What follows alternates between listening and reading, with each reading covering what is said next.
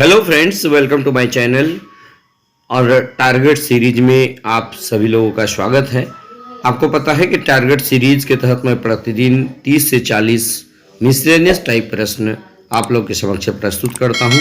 साथ ही साथ सुबह एक हिस्ट्री का सीरीज चलाया जा रहा है जिसमें प्राचीन भारत का इतिहास चल रहा है। उसमें बौद्ध धर्म तक हो गया है और जैन धर्म भी आज हो चुका है दोस्तों। चलिए, दोनों सीरीज आप यदि देखते हैं तो आप अपनी सफलता निश्चित रूप से आपका सुनिश्चित हो जाएगा। तो स्टार्ट करते हैं। आज का पहला सवाल, महात्मा गांधी ने कैसरिया हिंद सम्मान को वापस किया था? कौन से आंदोलन के दौरान? तो ये असहयोग आंदोलन के दौरान।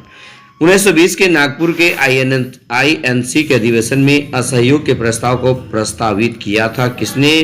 तो इसका राइट आंसर होगा CR दास।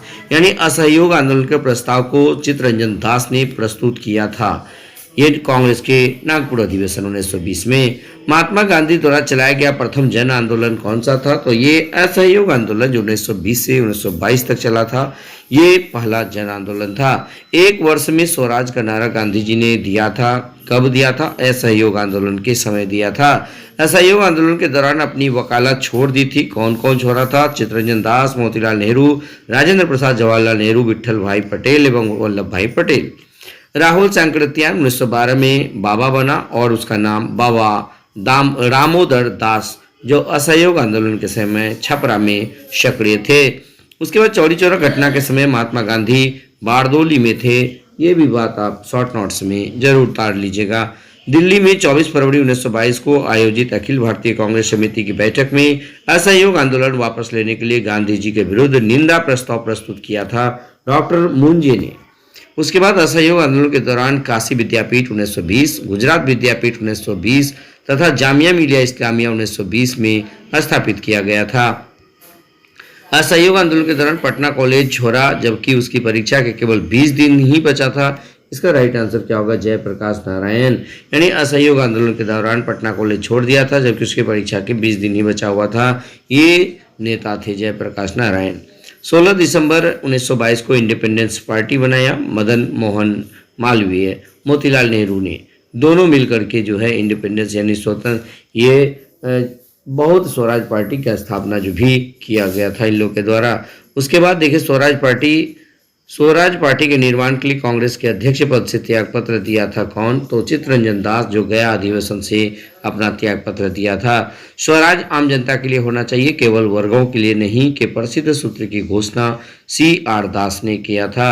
उसके बाद कांग्रेसी नेताओं द्वारा मांटेग्यू चेम्सफोर्ड रिपोर्ट की निंदा करने पर कई नरमपंथियों ने पार्टी को छोड़कर इंडियन लिबरल फेडरेशन का गठन किया था।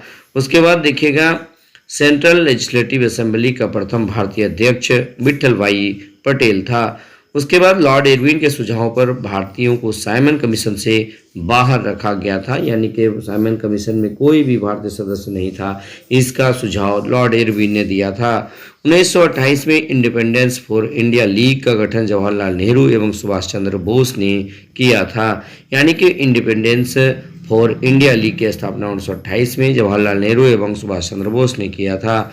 1921 के अहमदाबाद अधिवेशन में हजरत मोहानी ने संपूर्ण स्वराज को कांग्रेस का लक्ष्य मानने का प्रस्ताव रखा था।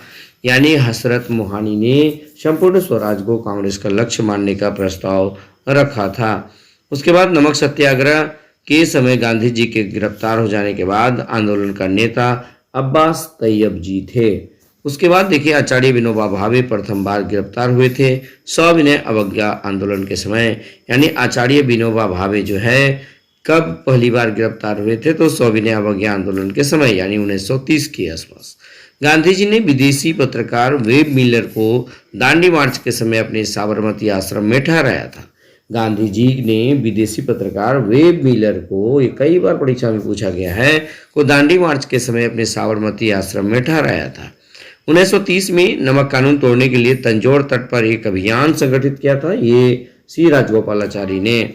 उसके बाद देखिए, 1930 में अंग्रेज सरकार के विरुद्ध प्रसिद्ध पेशावर कांड का नायक वीर चंद्र सिंह गढ़वाली था। जिया तरंग आंदोलन मणिपुर में नागा जनजाति महिला गॉर्डन लियू के नेतृत्व में हुआ था। ये भी बात आप अच्छी तरह से नोट कर लीजिएगा दोस्तों, ये बहुत इंपॉर्टेंट क्वेश्चन है।